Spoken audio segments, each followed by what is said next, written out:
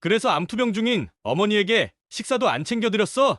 병원도 혼자 다니게 했냐고! 나도 사람이라고요. 나도 지칠 때가 있고 숨 쉬고 싶을 때가 있어요. 당신은 매번 훈련이니 파병이니 집에 없으면서 왜 나한테만 완벽을 강요하는 거예요?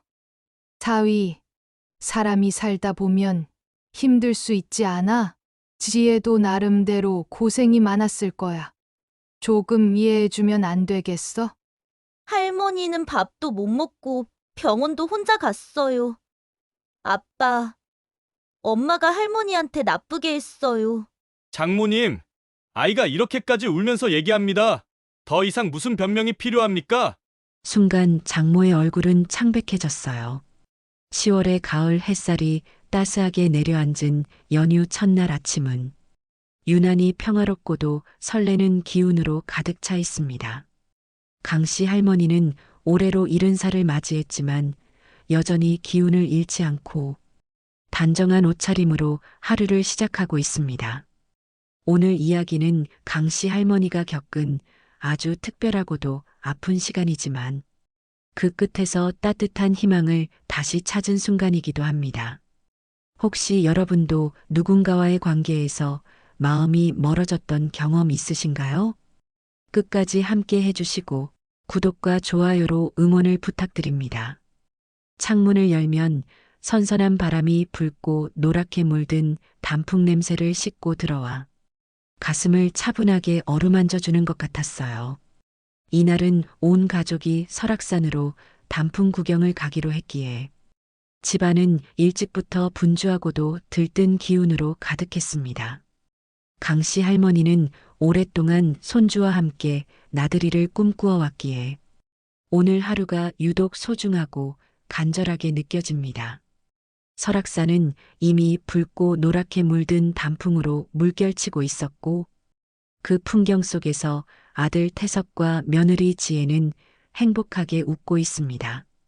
올해 10살인 손자 준호는 두 팔을 벌리며 산세를 따라 달려가다가도 곧장 돌아와 할머니 손을 꼭 붙잡고 즐거운 표정을 짓고 있어요. 강씨 할머니는 아들과 며느리 그리고 손자와 함께 사진을 찍으며 순간순간을 영원히 붙잡고 싶은 느낌의 아쉬움을 느꼈습니다. 그 웃음 뒤에는 여전히 가슴속 깊은 곳에 무거움이 남아 있었습니다. 남편은 부산에서 홀로 생활 중이었고 매일 밤 전화를 걸어 강씨 할머니의 상태를 확인하곤 했습니다. 여보, 몸은 좀 어떤가? 밥은 챙겨 먹고 있어?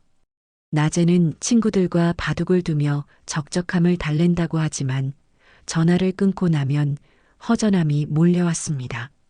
내가 곁을 지켜줘야 하는데 하는 아쉬움이 항상 남았지요. 그래서 통화를 마칠 때마다 빠지지 않고 당부했습니다. 힘들면 말해.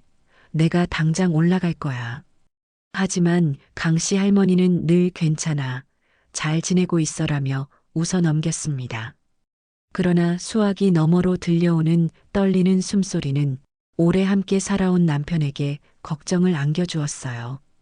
의사는 앞으로도 최소한 6달 이상은 꾸준히 치료를 받아야 한다고 말했고, 그 말은 곧 스스로의 독립이 어려운 시간들이 더 이어진다는 의미였습니다. 그 사실이 강씨 할머니의 가슴을 짓누르며 무거운 돌덩이처럼 앉아 있었지만, 그래도 아들 가족이 곁에 있다는 것만으로 큰 위로가 되었습니다. 서울 생활 6달째 아침 식탁은 추석답게 풍성했습니다. 며느리 지혜는 전날부터 손수 준비한 전복죽과 소고기 육전을 꺼내 가지런히 놓았습니다. 얼굴에는 미소가 번졌지만 피로가 그대로 묻어 있었어요. 어머니, 영양 보충을 잘하셔야 해요. 많이 드시고 약도 꼭 챙겨 드세요. 말을 하면서도 살짝 한숨을 내쉬는 모습이 강씨 할머니 눈에 스쳤지만 대수롭지 않게 넘어갔습니다. 강씨 할머니는 그 말과 걱정스런 눈빛에 순간 떨리는 목소리로 지혜야, 내가 있어서 참 든든하다라고 말했습니다. 그 말에는 단순한 고마움만이 아닌 지난 세월 동안 며느리에게서 받은 즐거웠던 기억이 함께 담겨 있었습니다. 지혜는 결혼 초부터 주변에서 극진한 효부로 불릴 만큼 시부모를 세심하게 챙겨왔습니다. 하지만 가까운 이들은 알았습니다. 지혜가 부엌일을 마친 뒤 가끔 허리를 두드리며 왜 이렇게 명절만 되면 일이 산더미처럼 쌓이는 걸까 하고 혼잣말을 하곤 했다는 거려. 강씨 할머니는 그때마다 우리 지혜가 참 고생이 많다며 미안함과 고마움을 동시에 느끼고 있었죠. 제사나 명절을 단 한 번도 거르지 않고 빠짐없이 준비했으며 작은 것 하나도 소홀히 하지 않는 모습은 너무나 고마운 것이었죠. 예전에도 강씨 할머니가 좋아하는 도라지 무침을 따로 준비해 손수 챙겨주었던 기억이 납니다. 시아버지 생신 때는 새벽부터 갈비찜을 포함한 생일상을 정성껏 준비했고 그 냄새가 온 집안을 가득 메우자 가족 모두는 감탄하며 기뻐했어요. 아들 태석은 늘 그런 아내의 모습을 고맙게 여기며 주변의 자랑을 아끼지 않았습니다. 처갓집에 들를 때마다 태석은 장모님께 애 엄마가 아버지 어머니한테 정말 잘한다라며 뿌듯한 자랑을 숨기지 않고 이야기했습니다. 그 말을 들은 장모님은 흐뭇한 미소를 지으며 내 딸이 잘하고 있구나라며 고개를 끄덕였고 그런 사위의 자랑을 자랑스럽게 받아주곤 했어요. 그 모든 순간이 모여 지금의 가정을 이루었고 서로의 정을 엮는 끈이 되어 주었습니다. 강씨 할머니는 여전히 부산에 홀로 지내고 있는 남편에 대한 그리움이 남아 있습니다. 매일 밤 불 꺼진 방 안에서 손끝으로 오래된 사진을 어루만지며 살아온 세월을 되새길 때면 눈물이 저절로 흘러내리곤 했습니다. 그럼에도 불구하고 이렇게 아들 집에서 손자와 함께 단풍을 바라보고 있는 순간만큼은 살아있음에 감사하고 싶습니다.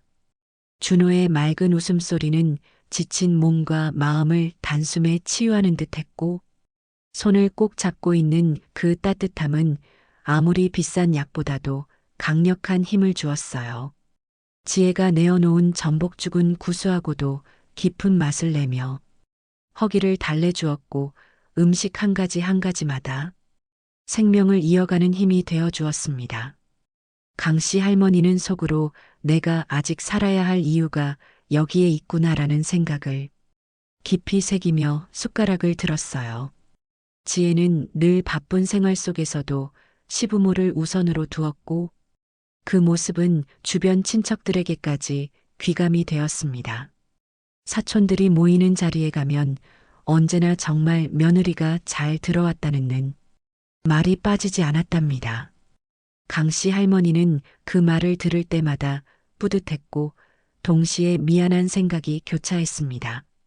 며느리의 정성과 헌신이 당연한 것이 아니라는 걸 알기에 더 고마웠어요. 아들 태석은 군인이라 늘 바쁘지만 그래도 집에 돌아오면 지혜가 준비한 음식과 아이의 웃음을 보며 피곤이 풀린다고 했어요. 그런 남편의 말은 지혜에게 또 다른 힘이 되었고 자신이 올바른 길을 가고 있다는 확신을 심어주었습니다. 그렇게 서로가 서로에게 기대어가며 지켜온 가정은 따스한 햇살 같은 온기를 가득 품고 있었습니다. 추석 아침의 식탁은 그 따뜻한 온기를 다시 한번 확인시키는 자리였고 가족 모두의 얼굴에는 소중한 순간을 나누는 행복이 짙게 묻어났습니다. 강씨 할머니는 언제 어디서든 며느리 지혜를 칭찬하며 지혜는 우리 집의 자랑거리다라고 말하고 다녔어요. 동네 이웃들에게도 오랜 친구들에게도 친척들 앞에서도 강씨 할머니의 자랑은 멈추지 않았어요. 마침 고향 부산에서 올라온 오랜 친구 영숙이 집에 들러 점심을 함께하게 되었습니다. 영숙은 지혜가 정갈하게 차려놓은 밥상과 살뜰하게 시어머니를 챙기는 모습을 보며 감탄을 금치 못하더군요. 신영아, 너 정말 며느리 복 타고났네. 우리 며느리는 명절에도 오지 않고 전화 한 통 달랑 하는데 말이야. 라며 영숙은 부러움을 드러냈습니다. 강씨 할머니는 멋쩍은 듯 미소를 지으며 그래도 서로 마음만 있으면 되지 않겠나라고 대답했지만 속으로는 자부심이 가득했습니다. 영숙은 다시 고개를 저으며 나도 내 며느리 같은 딸 얻었으면 소원이 없겠다라며 부러움을 감추지 못했습니다. 그 순간에도 지혜는 환한 미소를 지었지만 젓가락을 내려놓는 손길이 잠시 멈췄습니다. 며칠째 잠을 잘 못 자서 그런가 하고 작은 중얼거림이 흘러나왔습니다. 강씨 할머니는 대수롭지 않게 들었지만 그건 며느리의 속내가 겉으로 새어나온 첫 조각이었습니다. 겉으로는 누구보다 완벽한 효부의 모습을 이어갔지만 내면은 점점 지쳐가고 있었습니다. 남편 태석이 군인이라 집을 자주 비웠지만 남편이 결혼 전부터 재테크로 경제적 기반을 마련해 큰 어려움 없이 살아왔습니다. 태석은 친정 부모에게도 꾸준히 도움을 주었기에 양가 모두에게 지혜는 고마운 딸이자 며느리로 불렸습니다. 그 기대가 지혜의 생각에는 무거운 짐처럼 어깨를 짓눌렀습니다. 시댁에서는 성실하고 희생적인 며느리라는 이름으로, 친정에서는 든든한 딸이라는 이름으로 살아야 했습니다. 강씨 할머니는 그런 속마음을 전혀 알지 못한 채 며느리의 미소와 말만 믿었습니다. 겉으로는 웃으며 시어머니를 챙기는 효부의 연기를 이어갔지만 내면에서는 점점 숨이 막히는 답답함이 쌓여갔습니다. 강씨 할머니가 병 때문에 아들 집에 머문 지 벌써 6달이 되었고 앞으로도 최소 6달 이상 더 함께 있어야 한다는 사실은 지혜의 가슴을 옥죄었습니다. 이제 그만 혼자 다니셨으면 하는 냉정한 생각이 가끔 스쳤지만 지혜는 절대 내색하지 않았습니다. 남편이 자신의 친정에 도움을 주는 것도 무시할 수 없는 수준이었거든요. 남편 앞에서는 여전히 정성스럽게 음식을 차려내고 항상 시어머니를 챙기는 듯한 모습을 보여야만 했습니다. 그러던 어느 날 저녁 식탁에 둘러앉은 가족 앞에서 태석이 조심스럽게 입을 열었습니다. 이번에 해외 파병 명령이 떨어졌어요. 6개월 동안 집을 비워야 할 것 같아요. 라는 말이었습니다. 순간 강씨 할머니의 얼굴은 굳어졌어요. 태석아, 몸은 조심해야 한다. 너 없으면 지혜도 준호도 많이 힘들 거다라며 강씨 할머니는 걱정스러운 생각을 전했습니다. 지혜는 곧바로 시어머니의 손을 잡으며 말했습니다. 어머니, 걱정하지 마세요. 제가 잘 모실게요. 하지만 눈가에는 피곤한 그림자가 번져 있었고 손끝은 미묘하게 힘이 빠져 있었습니다. 강씨 할머니는 그 작은 변화를 알아차리지 못한 채 고마움에 눈시울만 붉혔습니다. 강씨 할머니는 그 말이 너무 고마워. 지혜야, 내가 있어서 내가 얼마나 힘이 되는지 모른다. 하며 진심을 담아 이야기했지요. 순간 지혜의 눈빛은 잠시 흔들렸고 그 속에는 이제 숨통이 트이겠구나. 남편도 없으니 내 방식대로 살 수 있겠다라는 생각도 들었습니다. 강씨 할머니는 그 미묘한 흔들림을 알아채지 못한 채 며느리의 다정한 말에 안도했습니다. 그러나 지혜의 마음 깊은 곳에는 이제 제발 이 집에서 나가주셨으면 하는 차가운 바람이 이미 자리 잡고 있었습니다. 강씨 할머니는 그날 밤 설악산에서 찍은 단풍놀이 구경 사진을 보면서 웃었지만 뒤에는 보이지 않는 균열이 스며들고 있었다는 것을 알지 못했습니다. 사진 속 웃음은 영원할 것처럼 빛났으나 현실은 그렇게 아름답지 않았습니다. 아들 태석은 가족을 위해, 나라를 위해 떠나야 했지만 태석이가 비운 자리는 결코 예전과 같지 않을 것이 분명했어요. 손자 준호는 아직 아무것도 모른 채 환하게 웃으며 할머니 품에 안겨 아빠 언제 또 같이 놀아요라고 물었습니다. 강씨 할머니는 웃으며 곧 다시 오실 거다라고 대답했지만 마음은 무겁게 내려앉았습니다. 태석이가 해외 파병을 떠나던 그날을 강씨 할머니는 평생 잊을 수 없습니다. 추운 겨울 공항에서 아들을 배웅하며 눈물을 흘리던 며느리 지혜의 모습은 그렇게 애처로워 보였어요. 어머니, 아범 없는 동안 저희끼리 잘 지내요. 지혜가 강씨 할머니의 손을 꼭 잡으며 말했을 때 강씨 할머니는 정말로 믿었습니다. 착한 며느리가 남편이 없는 동안에도 자신을 잘 보살펴 줄 거라고 믿었던 것이에요. 그 따뜻한 손길과 진실한 눈빛을 보며 이렇게 좋은 며느리를 두었으니 얼마나 다행인가 싶었습니다. 태석이를 키우면서 늘 바랐던 것이 바로 이런 며느리였거든요. 그 무렵 딸 수진도 어머니 걱정에 전화를 걸어왔습니다. 엄마, 요즘 많이 힘들지 않아? 치료는 잘 받고 있어? 강씨 할머니는 씩씩한 목소리를 내려고 애썼지만 수진은 한숨 섞인 대답 사이사이로 스며드는 피로를 놓치지 않았습니다. 엄마, 나 주말에라도 올라갈게. 언니 혼자 감당하기 벅찰 거야. 그러나 강씨 할머니는 곧장 손사래를 쳤습니다. 아니다. 너도 집에 아이들 챙기느라 바쁜데 뭘. 괜찮다.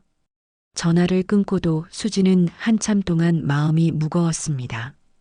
병원 대기실에 홀로 앉아있을 어머니의 모습이 떠올라 걱정이 되었고 결국 기차표를 검색하며 혼잣말을 했습니다.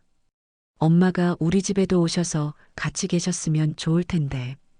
강씨 할머니의 며느리에 대한 믿음은 태석이가 떠난 지 일주일도 안 되어 산산조각이 나버렸습니다. 처음에는 단순히 남편이 없어서 기분이 우울한 것이라고 생각했어요. 지혜가 예전처럼 웃지 않고 말수도 줄어들었기 때문입니다. 남편이 멀리 있으니 당연히 기분이 좋지 않을 거야. 강씨 할머니는 스스로를 그렇게 달랬습니다. 며느리의 마음을 헤아리려 애쓰며 더욱 조심스럽게 행동했어요. 아침에 일어나 인사를 건네도 대답이 없고 아침상도 차리지 않았습니다. 어머니, 저도 바빠요. 그 목소리에는 짜증과 귀찮음이 고스란히 배어 있었어요. 변화는 더욱 노골적으로 나타났습니다. 지혜는 이제 강씨 할머니와 눈을 마주치려 하지 않았어요. 말을 건네면 고개도 돌리지 않고 네, 알겠어요. 한마디로 끝내버렸습니다. 가장 힘든 건 텅 빈 식탁 앞에 홀로 앉아야 하는 순간이 늘어난다는 것이었습니다. 지혜는 이제 자신과 아들 준호가 좋아하는 반찬만 상위에 올려놓았지요. 어머님은 특별한 입맛이시니까 따로 드세요. 그 말에 강씨 할머니는 전과 달라진 밥상 앞에서 어떻게 해야 하고 망설일 수밖에 없었습니다. 까다로운 입맛이라니 그동안 무엇이든 감사히 드셨는데 말이에요. 암 치료를 받으면서 입맛이 없어 겨우겨우 먹고 있는 상황인데도 이해해주지 않았습니다. 어떤 날은 식탁에 앉았는데 먹을 수 있는 반찬이 하나도 없었어요. 너무 짜거나 매운 음식뿐이라서 몸으로는 감당할 수 없었습니다. 그럴 때면 부엌에서 허기진 배를 달래줄 국을 간단하게 한 그릇 끓여 먹거나 아예 굶고 지나가는 날도 있었습니다. 뜨끈한 국물이라도 있으니 다행이지. 스스로 그렇게 달래며 하루하루를 버텨나갔습니다. 그마저도 며느리의 차가운 시선이 두려워 몰래 끓여야 했습니다. 또 그런 음식 드세요? 건강에 안 좋은데. 지혜의 건조한 말투는 핀잔보다 더 깊은 상처가 되었습니다. 태석이 파병을 간 지 3개월이 되어가는 어느 날 아침, 지혜는 요가 가야 한다며 서둘러 외출 준비를 했어요. 어머니, 제가 요가 수업이 있어서요. 빨래 좀 돌려주시겠어요? 건조대에 널어주시고요. 그러더니 분리수거 봉지를 들고 와서는 식탁 옆에 내려놓았습니다. 이것도 좀 부탁드릴게요. 제가 시간이 없어서요.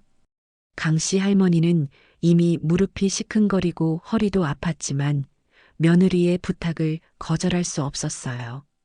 요가는 핑계였습니다. 지혜는 요가복을 입고 나가더니 카페에서 친구들과 수다를 떨고 쇼핑을 즐겼어요. 강씨 할머니가 창문으로 내다보니 지혜가 쇼핑백을 여러 개 들고 전화 통화를 하며 웃으며 돌아오는 모습이 보였습니다. 요가 수업이 있다더니 거짓말까지 해가며 그 순간 강씨 할머니는 배신감이 깊이 느꼈어요. 며칠 뒤에는 지혜가 친구를 만나러 나가야 한다며 외출복을 차려입고 말했습니다. 어머니, 제가 약속이 있어서 좀 늦을 것 같아요. 준호 간식은 어머니가 좀 챙겨주시면 되죠? 쿠키 반죽은 냉장고에 있으니까 구워주시면 돼요. 그 말에 강씨 할머니는 대답을 했지만 쿠키는 구워보지 않아서 어떻게 할지 몰라 다시 물어보았습니다. 그냥 오븐에 20분 정도 돌려주시면 돼요. 모양만 이쁘게 만드시고요. 손자가 좋아하는 쿠키를 굽는 동안 강씨 할머니의 이렇게까지 해야 되나 싶었어요. 지금 강씨 할머니 몸도 안 좋은데 말이죠. 내가 준호를 사랑하니까 해주는 거지. 며느리가 이렇게 시켜서 하는 건 아닌데. 속으로 그렇게 되뇌며 밀가루 반죽을 손에 묻히고 오븐을 돌렸습니다. 지혜는 집에 오더니 잔소리를 하더군요. 쿠키 좀 탔네요. 다음엔 더 주의해서 구워주세요. 정성을 다해 구워준 쿠키에 대한 평가가 고작 이것뿐이었어요. 강씨 할머니는 자신이 암 치료를 받는 환자라는 사실이 무색할 정도로 매일 집안일에 시달렸습니다. 빨래, 청소, 분리수거, 손주 간식, 심지어는 며느리 옷까지 다림질을 하게 되었어요. 어머니, 제가 요즘 너무 바빠서요. 다림질 좀 부탁드릴게요. 지혜가 미소를 지으며 말했을 때 그 미소가 어색하기만 했어요. 어떤 날은 지혜가 늦잠을 자면서 손주 아침도 강씨 할머니가 해야 했습니다. 어머니, 준호 간식도 좀 싸주시고 아침도 차려주세요. 제가 어제 늦게 들어와서 너무 피곤해요. 준호가 학교에서 돌아와 할머니가 싸준 간식 정말 맛있었어요. 라고 말할 때만이 유일한 위로였어요. 그런데 지혜는 그런 순간조차 빼앗아갔습니다. 준호야, 앞으로는 엄마가 도시락 싸줄게. 할머니는 이제 나이가 많으셔서 힘들어 하시거든. 2주에 한 번씩 꼭 받아야 하는 정기 검진과 치료가 있었지만 지혜는 매번 핑계를 댔어요. 저 오늘 요가도 있고 친구랑 약속도 있어서요. 어머니 혼자 다녀오세요. 그렇게 말할 때마다 강씨 할머니는 서러움을 느꼈습니다. 항암 치료가 10개월 차로 접어들었지만 아들 집에서 대학 병원까지 버스를 타고 홀로 가는 길은 너무 멀고 외로웠어요. 내가 이렇게 혼자서 암 치료를 받아야 하나. 그런 생각을 할 때마다 삶이 너무 서글퍼 보였습니다. 그럴 때마다 부산에 홀로 지내는 남편이 떠올랐습니다. 남편이 곁에만 있어도 덜 힘들 텐데 하고 속으로 중얼거렸지만 전화기 너머로까지 짐이 되고 싶지 않아 애써 삼켰습니다. 또 한편으로는 딸 수진의 따뜻한 목소리가 그리웠습니다. 엄마, 힘들면 나한테 말해. 내가 올라갈게. 그 말이 귓가에 맴돌았지만 정작 대답은 늘 같았습니다. 괜찮다. 엄마는 잘 지내고 있어. 가끔은 짐을 싸서 다시 부산으로 내려갈까 수없이 고민했습니다. 낯선 집에서 홀대받느니 차라리 고향 집에서 외로움과 싸우는 게 낫지 않을까 싶었던 겁니다. 하지만 그러면 아들에게 또 걱정을 끼칠까 싶어 결국 발길을 돌리지 못한 채 다시 혼자서 병원 복도를 걸어 나와야 했습니다. 모두들 가족이 함께 와서 정성스럽게 돌봐주는 것을 보면서 부러움과 동시에 초라함이 밀려왔습니다. 저분들은 가족의 사랑을 받으며 치료받는데 나는 병원에서 의사가 보호자가 같이 오지 않으셨어요? 라고 물을 때마다 고개를 숙이고 대답했습니다. 며느리가 바빠서 혼자 왔습니다. 어느 날 치료받다가 몸이 좋지 않아 쓰러질 뻔했을 때 의료진이 급하게 연락처에 전화를 걸었어요. 환자분 상태가 좋지 않으니 보호자가 와주셔야겠습니다. 그런데 지혜는 지금 바빠서 갈 수 없어요. 할머니 혼자 처리하시라고 하세요라고 답했습니다. 내가 죽어가는데도 바쁘다는구나. 더욱 가슴 아픈 건 태석이와의 화상 통화였습니다. 태석이가 전화를 걸어올 때마다 지혜는 완전히 다른 사람처럼 변했어요. 여보, 어머니 정말 잘 모시고 있으니까 걱정하지 마. 활짝 웃으며 이렇게 말하는 며느리의 모습을 보면 강씨 할머니는 숨이 막혔습니다. 어머니, 건강하시죠? 며느리가 잘 챙겨드리고 있다니 안심이에요. 태석이가 이렇게 말할 때마다 강씨 할머니는 진실을 말하고 싶어 입술이 떨렸어요. 멀리서 고생하는 아들에게 차마 이런 얘기를 털어놓을 수 없었습니다. 응, 지혜가 잘해주고 있어. 걱정하지 마라. 강씨 할머니가 이렇게 대답할 때마다 지혜는 카메라에 보이지 않는 곳에서 만족스러운 미소를 지었어요. 그 모습을 보며 강씨 할머니는 자신이 인질이 된 것 같은 기분이었어요. 화상 통화 중에 태석이가 어머니 많이 야위신 것 같은데 괜찮으세요? 라고 물을 때가 있었어요. 그럴 때마다 지혜는 재빨리 끼어들었습니다. 아, 어머니가 요즘 식단을 조절하고 계세요. 화상 통화가 끝나면 지혜는 다시 원래의 모습으로 돌아갔습니다. 이제 그만 방에서 쉬세요. 앞으로도 아범한테 이상한 소리 하지 마세요. 그런 거 하나도 안 궁금해 하거든요. 어떤 날은 손자 준호와 놀아주려 하면 지혜가 가로막았어요. 준호야, 할머니는 피곤하시니까 방해하지 마. 엄마랑 게임하자. 아이와 함께하는 시간마저 빼앗기니 하루가 더욱 텅 비어버렸습니다. 준호가 할머니 같이 놀아요라고 하면 지혜는 할머니는 아프시니까 조용히 해야 해라고 아이를 나무랐어요. 그 말을 들으며 강씨 할머니는 자신이 집안의 짐덩어리가 된 것 같은 기분이었습니다. 아무리 생각해도 며느리에게 잘못한 일이 없었습니다. 오히려 며느리가 이 집에 들어와서 친딸처럼 대하며 정성을 다했던 세월이 떠올랐어요. 며느리도 딸이다라는 마음으로 누구보다 애써왔습니다. 시집 온 첫날부터 우리 지혜라고 부르며 친딸보다 더 아껴주었어요. 결혼 초기에 지혜가 시댁 음식이 입에 맞지 않는다고 할 때도 강씨 할머니는 며느리 고향 음식을 배워서 해주었습니다. 지혜가 아플 때는 밤새 간병을 해주고 임신했을 때는 몸조리를 정성스럽게 도와주었어요. 준호를 낳고 산후조리할 때도 친정엄마처럼 정성을 다했던 기억이 생생합니다. 그런데 이제 와서 이런 대우를 받으니 억울하고 서러움이 밀려왔어요. 태석이가 있을 때는 그렇게 착했는데 거울을 보면 강씨 할머니의 얼굴은 많이 야위어 있었습니다. 제대로 된 식사를 하지 못해 광대뼈가 도드라지고 얼굴이 움푹 들어갔어요. 이러다가 태석이가 돌아왔을 때 깜짝 놀라겠네. 그렇게 중얼거리며 씁쓸한 미소를 지었습니다. 옷도 예전보다 훨씬 헐렁해졌습니다. 살이 빠지면서 모든 옷이 남아돌았지만 새 옷을 사자니 며느리 눈치가 보였어요. 친구 영숙이가 전화를 걸어와 걱정해줄 때마다 생각이 복잡했어요. 신영아, 괜찮아? 목소리가 예전 같지 않아. 괜찮아, 괜찮아. 그냥 감기 기운이 있나 봐. 강씨 할머니는 이렇게 둘러대며 혼자 모든 것을 감당했어요. 어느 날 영숙이가 신영아, 내가 며칠 있다가 또 서울 올 일이 있으니까 그때 가볼게. 했을 때는 식은땀이 났습니다. 지혜의 진짜 모습을 친구가 보면 어떻게 될지 걱정되었어요. 아니야, 괜찮아. 너무 바쁠 텐데 굳이. 이렇게 만류했지만 영숙이는 꼭 보러 오겠다고 했습니다.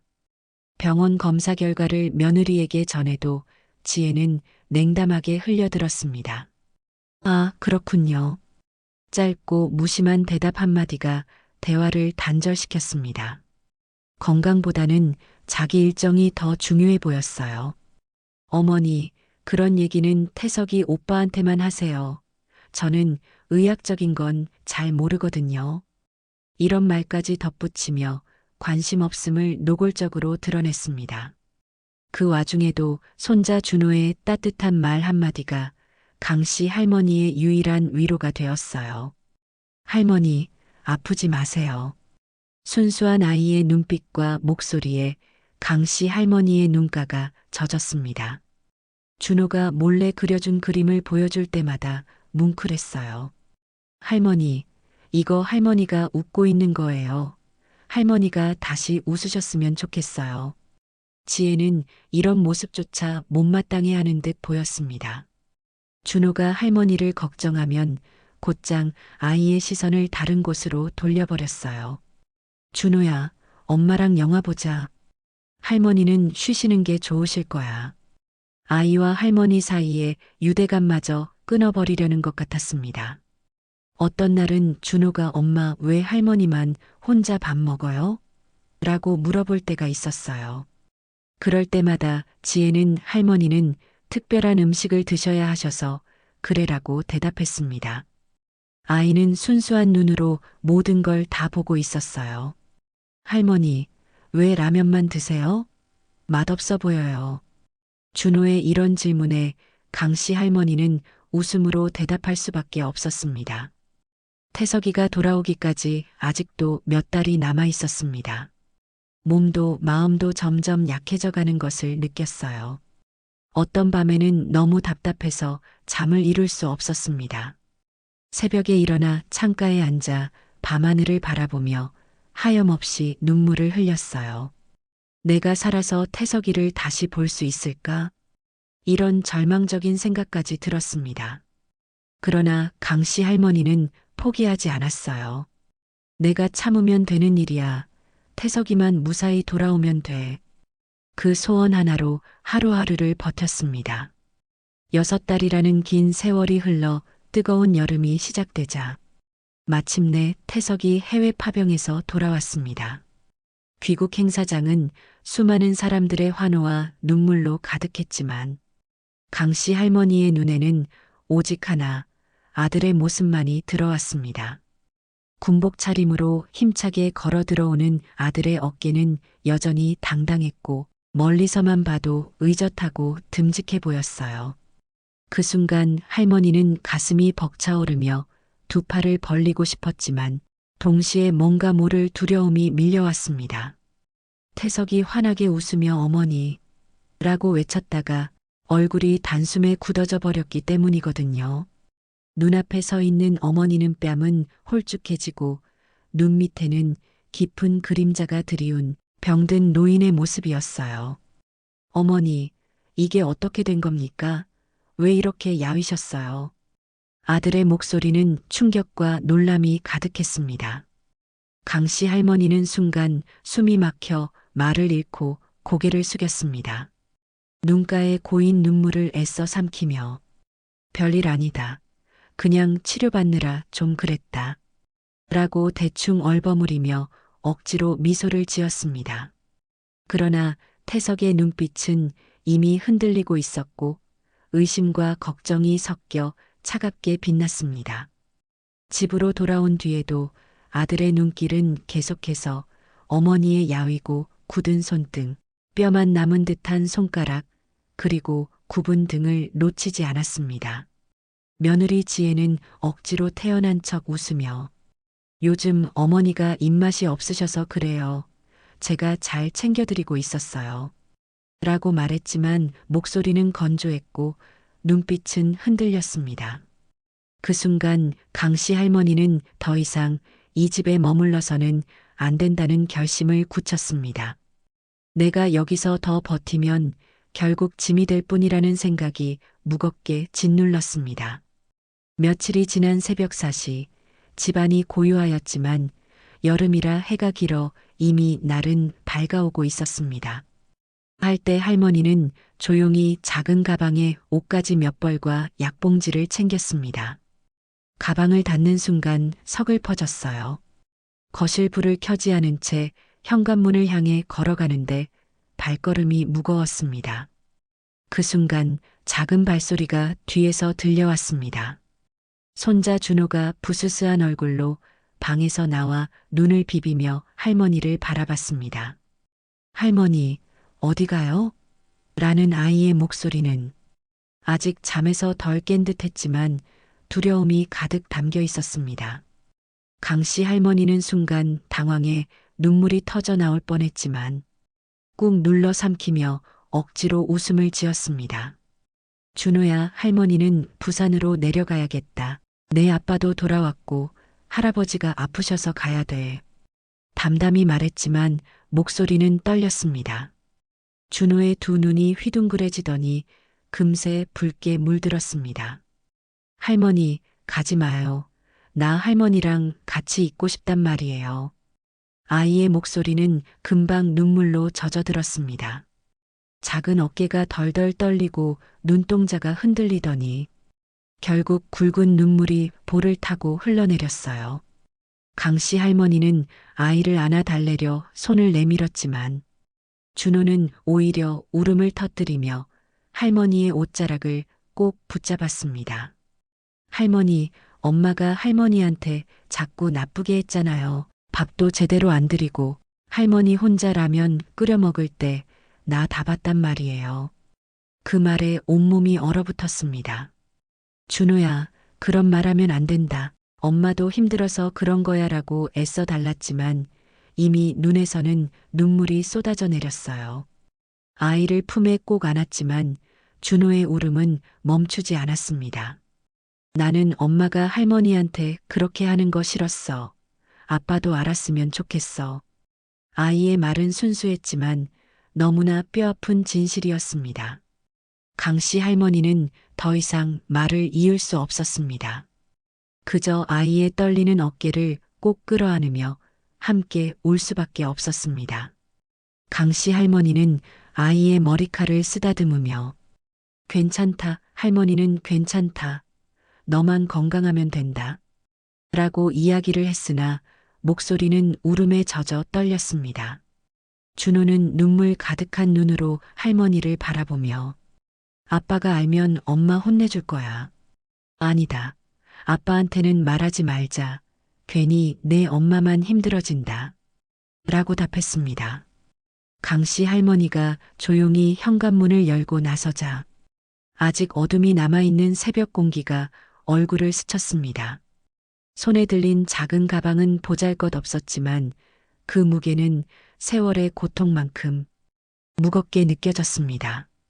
발걸음이 너무나 무거웠지만 결심은 더 이상 미룰 수 없었습니다. 내가 여기서 떠나야 아들도 며느리도 행복할 것 같아. 더 이상 짐이 되어서는 안 되지.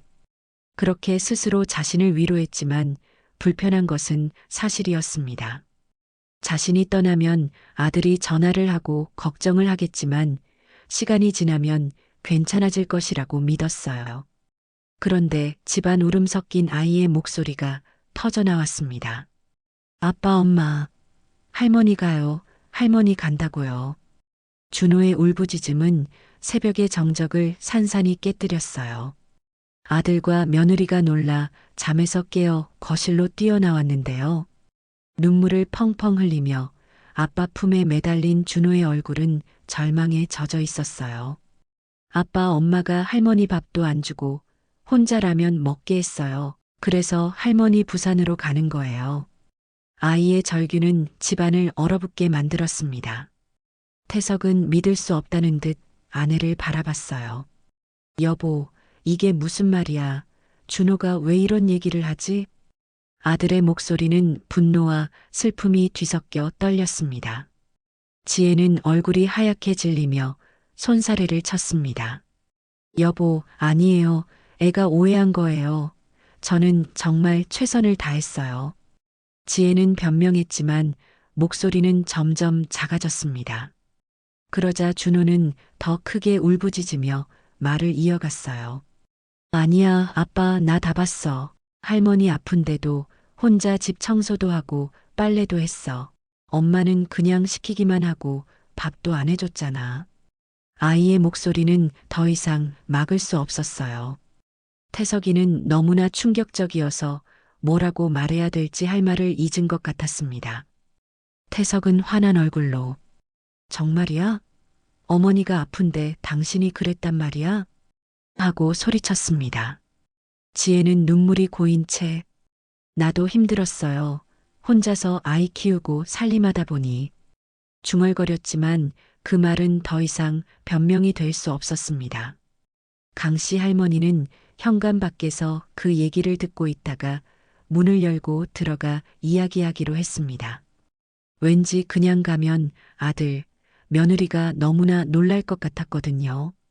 나는 부산으로 내려갈 거야.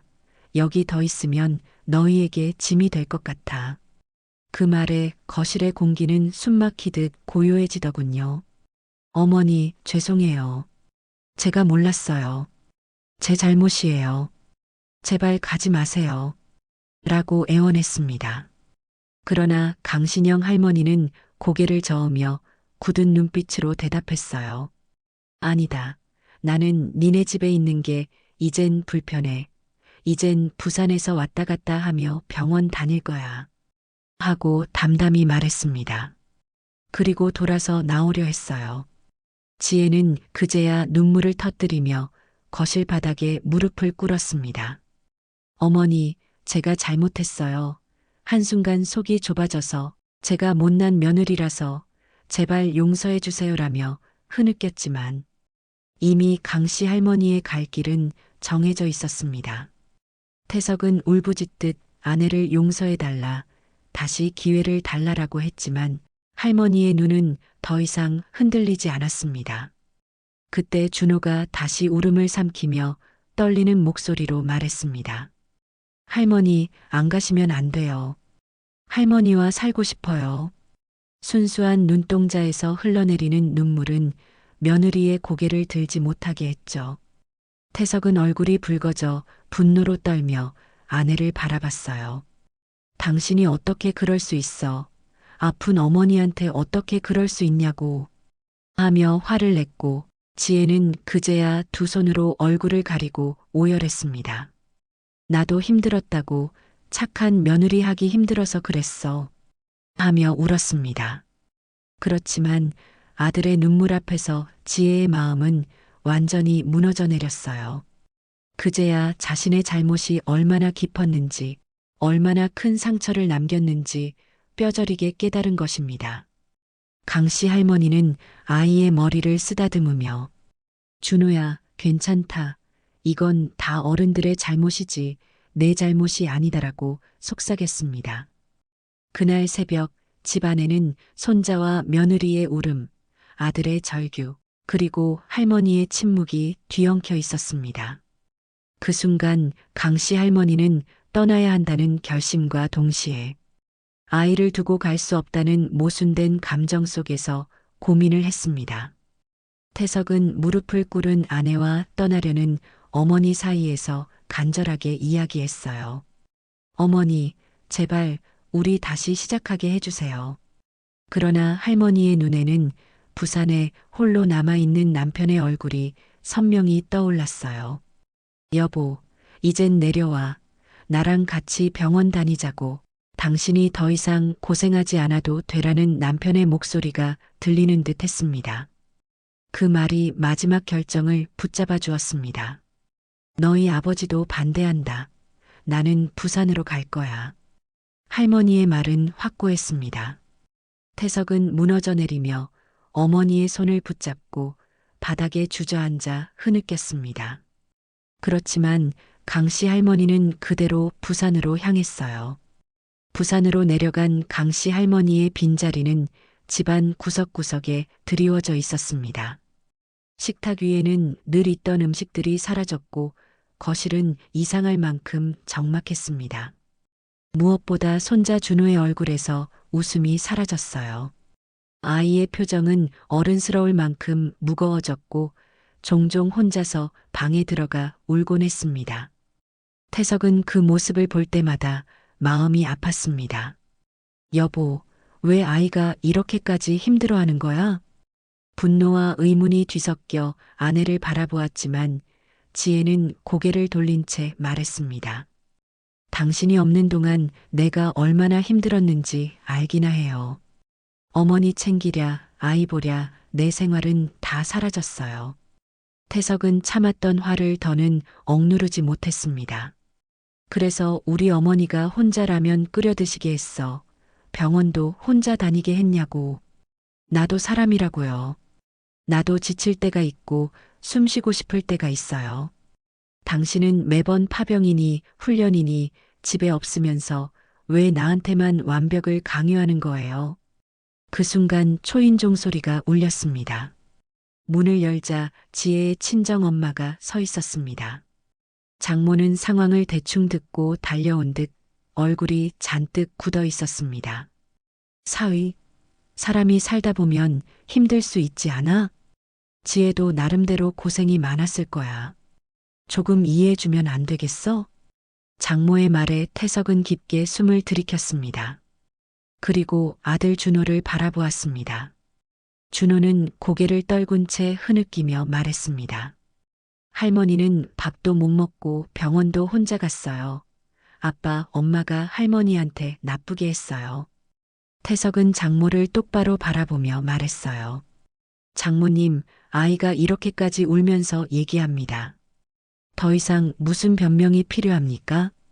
순간 장모의 얼굴은 창백해졌어요. 그러나 이내 딸의 손을 잡으며 애써 태연하게 말했습니다. 지혜가 잘못한 건 알지만 그래도 좀 용서해주면 안 될까? 그 말을 듣는 순간 태석의 분노는 폭발했습니다. 아니요, 이제 이혼해.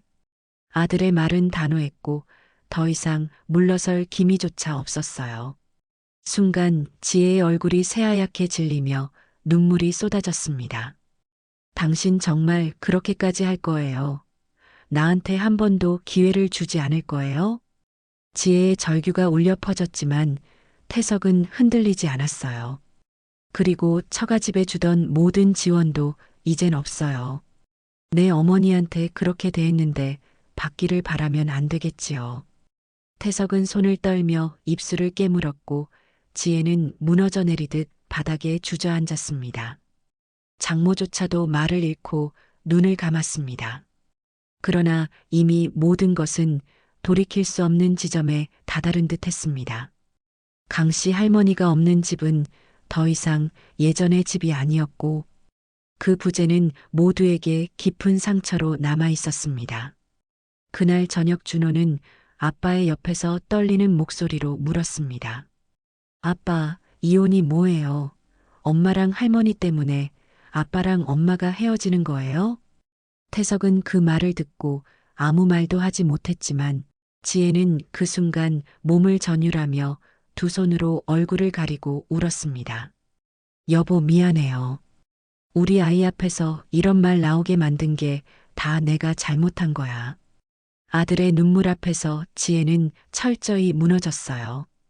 그제야 그녀는 자신이 무엇을 잘못했는지 다시 한번 생각하는 것 같았습니다. 그리고 시어머니와 아이에게 얼마나 큰 상처를 남겼는지 깨닫게 되었어요. 그 후 한 달이 지났지만 태석은 매일같이 어머니의 부재를 느끼며 집에 들어와서도 아무 말도 하지 않았습니다. 집에 들어오면 늘 있던 사람 사는 분위기가 사라지고 적막함만이 맴돌았어요. 태석은 술잔을 기울이며 가끔은 혼잣말처럼 중얼거렸습니다. 어머니가 계셨을 땐 몰랐는데 너무 적적하네. 며칠 뒤 늦은 밤 집안은 적막했고 지혜는 아이가 잠든 뒤 혼자 안방 화장대 앞에 앉아 있었습니다. 화장을 지우려다 말고 거울에 비친 자신의 얼굴을 가만히 들여다보았어요. 피곤에 지친 눈, 굳게 담은 입, 그리고 미소조차 잃어버린 모습. 내가 이렇게까지 된 거야? 자신이 누구인지조차 잊어버린 듯한 낯선 얼굴이 거울 속에 있었어요. 화장대 서랍을 무심코 열다가 지혜는 작고 연한 분홍빛 손수건 하나를 발견했습니다. 자주색 실로 꽃무늬가 수놓아진 그 손수건은 예전에 시어머니가 항상 들고 다니던 것이었어요. 그 손수건을 손에 쥐자 오래된 약 냄새와 함께 익숙한 기분이 밀려왔습니다. 이거 어머님 건데 왜 이게 여기 있지? 지혜는 조심스레 그 손수건을 펼쳤고 그 안에는 손으로 조심스레 접힌 종이 쪽지 한 장이 들어 있었습니다. 지혜야, 너도 힘들지 엄마는 내가 있어서 든든해. 고맙다. 그 짧은 문장은 마치 시어머니가 바로 옆에서 말을 건네는 것처럼 느껴졌어요. 지혜는 그대로 바닥에 주저앉았습니다. 심장이 쿵 하고 내려앉는 듯했고 눈물이 터져 나왔습니다. 말로 하지 못한 시어머니의 진심, 언제나 웃으며 넘겼던 고마움. 그 모든 것들이 지금 와서야 가슴 깊숙이 밀려들었어요.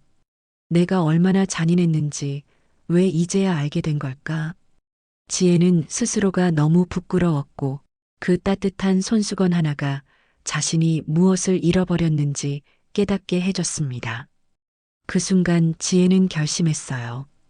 이대로 주저앉으면 모든 걸 잃는다는 걸, 지금이라도 손을 내밀어야 한다는 걸. 마음속에서 울려 퍼지는 할머니의 조용한 음성, 그리고 아들의 눈물, 손자의 외침, 그 모든 것이 그녀의 등을 밀었습니다. 다음 날 아침 지혜는 남편 앞에 조용히 앉아 말했습니다. 여보, 정말 잘못했어. 내가 얼마나 어리석었는지 이제 알겠어. 어머님을 찾아가서 사과하고 다시 모셔올게. 제발 한 번만 기회를 줘. 그 목소리는 떨렸지만 진심이 담겨 있었고 태석은 처음으로 아내의 눈빛에서 후회를 읽을 수 있었습니다. 며칠 뒤 지혜는 혼자 부산 시댁으로 내려갔습니다. 멀리서 보이는 허름한 단독주택 앞에서 지혜는 한동안 발걸음을 떼지 못했습니다.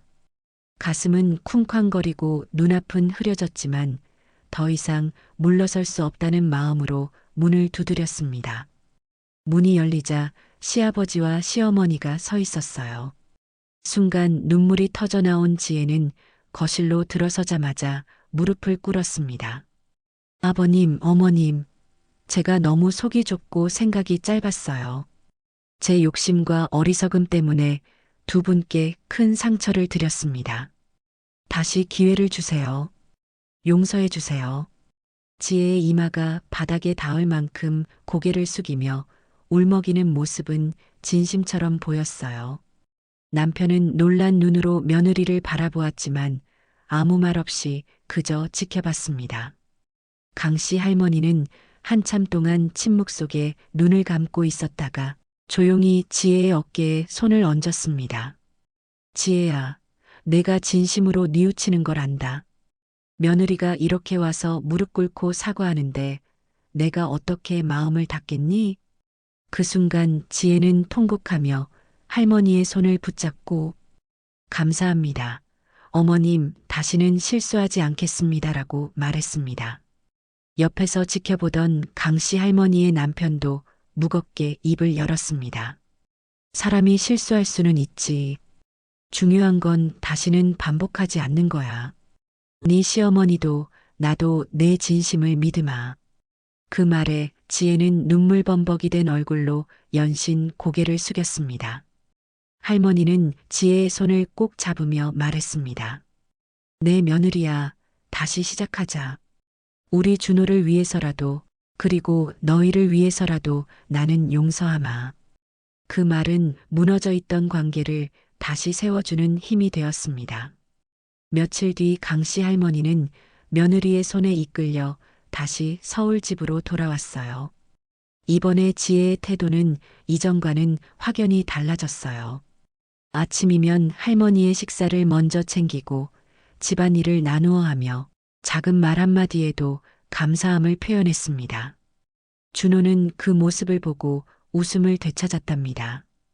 태석은 달라진 아내의 모습을 바라보며 깊이 감동했습니다. 당신이 이렇게 변해줄 줄은 몰랐어. 고마워. 우리 어머니를, 우리 가족을 지켜줘서. 그 말에 지혜는 눈물로 대답했습니다.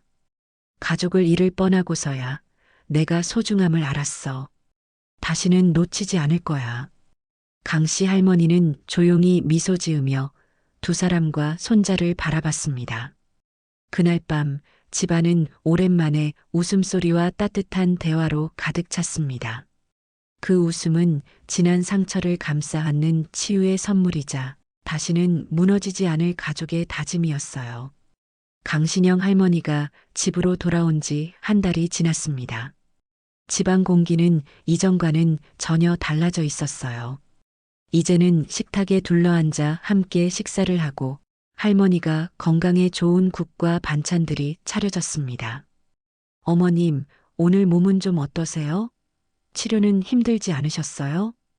그 목소리에는 예전의 차가움이 사라지고 진심 어린 배려가 묻어났어요. 괜찮다, 지혜야.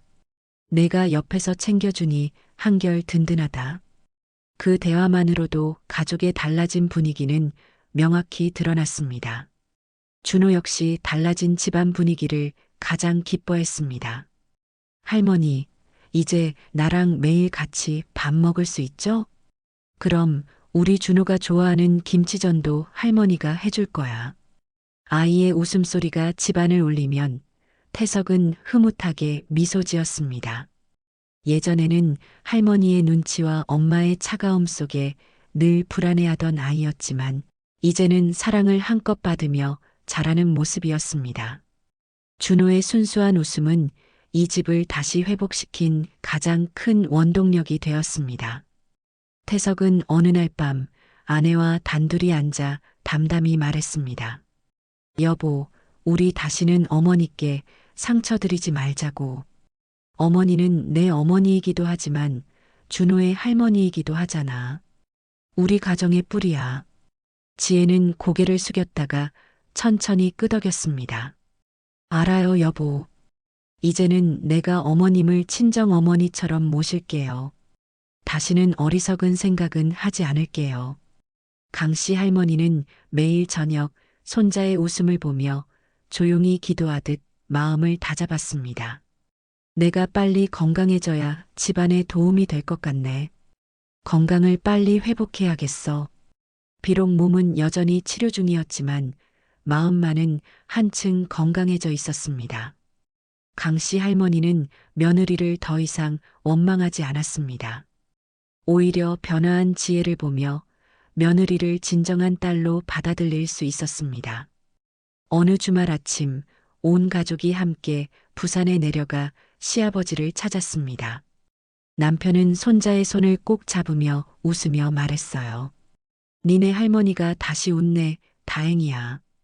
그 옆에서 지혜는 진심 어린 목소리로 말했습니다. 아버님, 저희가 어머님 잘 모실게요. 걱정 마세요. 그날 바닷가를 함께 거닐던 가족의 발걸음은 가볍고 평화로웠습니다. 파도 소리는 마치 새로운 시작을 축복하듯 잔잔히 울려 퍼졌습니다. 오늘 이야기는 여기까지입니다. 사람이 사람을 다시 믿고 용서하고 함께 살아간다는 건 결코 쉬운 일이 아닙니다. 하지만 그 모든 걸 가능하게 하는 것도 결국 가족이라는 이름이겠지요. 혹시 여러분도 이런 경험이 있으셨나요? 오랜 오해나 갈등이 있었지만 용서로 다시 하나가 되었던 순간들 말이에요. 댓글로 여러분의 이야기도 나눠주시면 또 다른 위로가 될 수 있을 것 같습니다. 여러분의 생각과 경험을 댓글로 남겨주세요. 구독과 좋아요, 알림 설정 부탁드릴게요. 시청해주셔서 감사합니다.